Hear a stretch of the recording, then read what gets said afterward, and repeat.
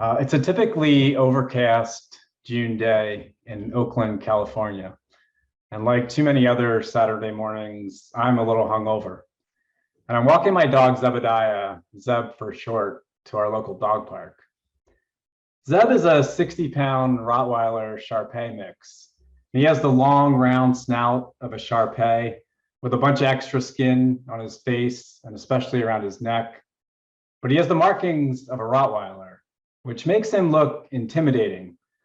But Zeb is a lover, not a fighter, and he's always loved going to dog parks. On our way to the park, we stopped by my favorite coffee shop for a much needed dose of caffeine. And as we get closer to the park, the fog in my head is starting to lift. And I'm glad to see that there are already two other dogs there. Zeb will have a couple of playmates as I come back to life. The other dogs see us approaching and they run and jump at the fence, as excited to see Zeb as he is to see them. I take off Zeb's leash and open the gate, and he happily runs to the other dogs. But as I turn to close the gate, I hear him yelp in pain.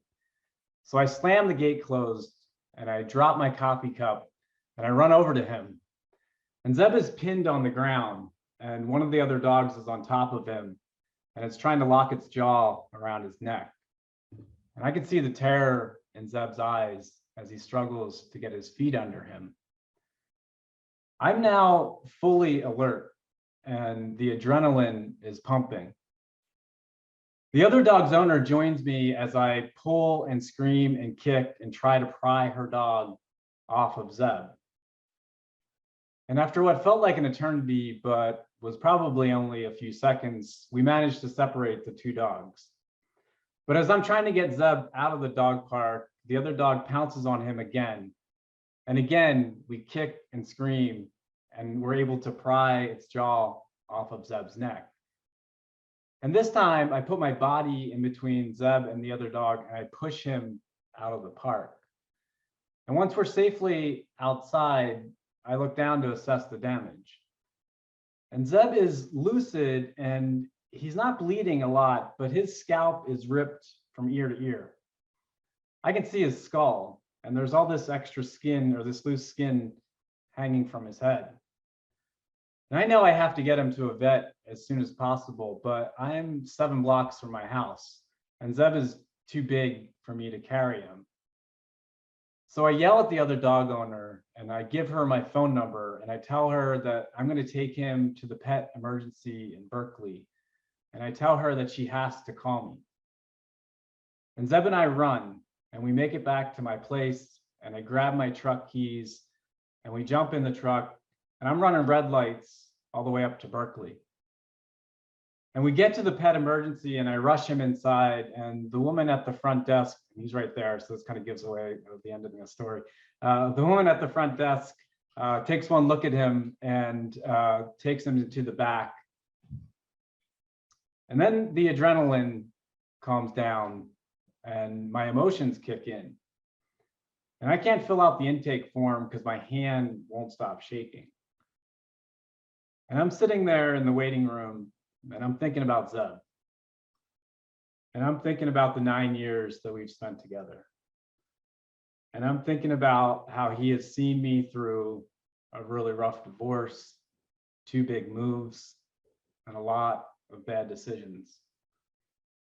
And I'm thinking about all the good times we've had, all those hikes and camping trips and long runs.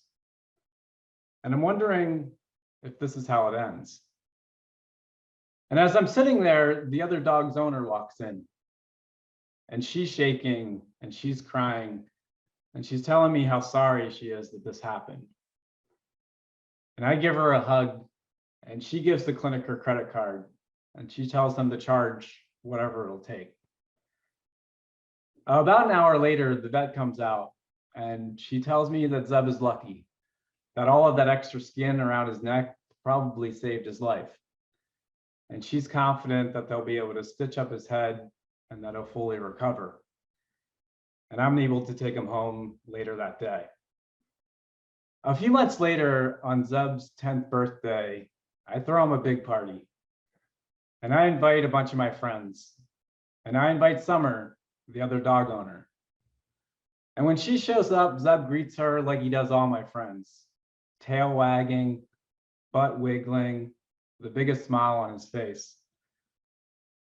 And we raise our glasses and I say a toast to Zeb, grateful that he's still here with us and grateful that he's still a lover and not a fighter. Thank you.